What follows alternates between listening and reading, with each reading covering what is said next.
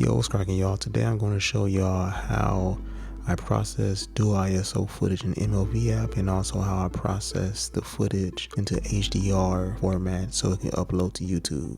Let's get straight to it. Alright, so now that we have our footage import inside of MLV app, as you see, the first thing you notice is the lines on the image, and that's because we shot in dual ISO. So the first thing you want to do is scroll down over here and click, you see where it says dual ISO, click on, and boom, it's already looking better. The second thing I did was I scrolled on down to preset. So the preset that I chose was Sony S-Log3. Alright, so then I applied a LUT. So the LUT that I decided to use was Phantom LUT's S-Log3 Utopia. So I chose my LUT, and then boom, as you see, like, it's kind of dark and everything. So what I wanted to do was to bring the shadows back, and I noticed that using this dual ISO, I feel like you can really recover a lot more shadows. So in order to recover the shadows, I'll click on allow creative adjustments, because if I don't click on that, as you see, I'm not really able to do much, because all this is going ever since I selected my preset down here. All the other controls are taken away from me. So I'm going to click on allow creative adjustments, and as you see, things got worse, but don't worry, things will get better.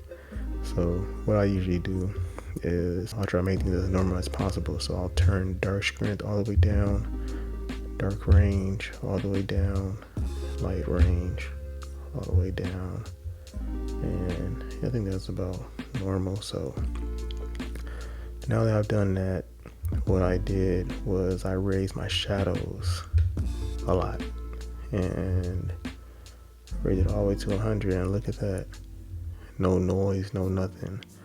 I can't recall ever I was able to raise my shadows 100% with the Canon Eos M and not see any shadows. So not see any noise. So I think this dual ISO really does work. The next thing that I did was I believe I added a little bit of vibrance, maybe just a tad bit, about that much, yeah. And then from there went on and exported. And these are my settings for those who want to know. I exported at Proverbs 422, and I did not resize, I just kept everything how it was. Yeah, so now let's hop on to Final Cut. Alright, so now that we're in Final Cut, first thing you want to do, like in order to do HDR, is you'll select your library over here, and you'll have to modify it. So usually it'll be selected as standard. What you want to do is wide gamut HDR. So you select wide gamut HDR, and then from there, the project, you create a new project, and a project, my settings are like this. I had it as 4K, rendering at Proverbs 422, color space, wide gamut HDR, Rec 2020 PQ. And mind you, I have these settings like this because in order to upload to YouTube in HDR, you need to have certain settings, and I'll have the link in my description so that you can see what settings you need. But these are the settings that I use that work for HDR on YouTube. So once the footage is on the timeline, I went over, selected the clip, and then I went over to info, and I did color space override. And the color space override I chose was Rec 2020 PQ, so it can match the project. As you see, like, things just got real worse. And just like I said, this is my first time ever doing this whole process, so I'm pretty sure there's some things that I'm doing that probably didn't need to be done, but I'm just showing you all how I did it. So now that I have it in Rec 2020 PQ, I began trying to make the colors look better than how they look right now. So what I did was I pulled up the video scopes, and in order to change the highlights and the shadows, I use the color wheels. So go here and select color wheel. All right, now I'm gonna do the shadows first. So as I mentioned, like, try to keep the shadows like at 1. So let's say the shadow was all the way down there and the highlight was all the way up there. Now it looks ugly, right? So let's have it play back. So now it's not looking too good, right? So as the guy mentioned, like trying to get the shadows at once. So I use the color wheel and I begin raising the shadows to right there. See, bring down the highlights to about 1,000. Says highlight right there. Let's see. All right, the shadow is still a little bit under. Let's bring it up a little bit.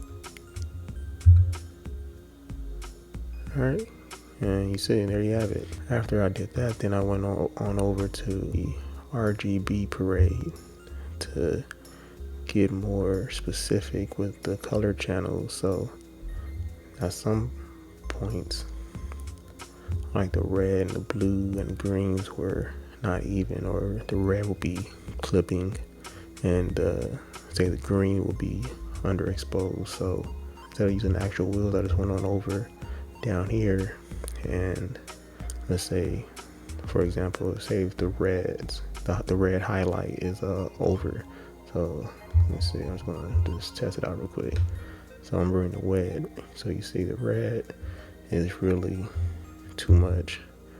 I just see the red right now is over 4,000. That's too much. So what I did was I'll bring it down to 1,000, and I'll just keep on doing that until everything evened out and kind of looked the same. That was just how I did it. So now this is where my challenge came, was to export and upload to YouTube in HDR. What I had to do was select export file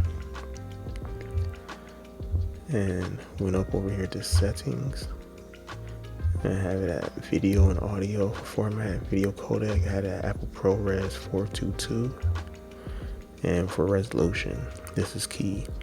Resolution, have it set at 3840 by 2160 because YouTube have set guidelines as to what resolutions they accept. So at the resolution, color space, I had to export it as wide-gamut HDR Rec 2020 PQ, linear PCM audio format. And mind you, doing it this way, the file sizes are much bigger. This video is only like 40-something seconds long. Once you export that, let's go ahead and hop on over to YouTube to upload. So just like any other video, you'll find your file, click on upload.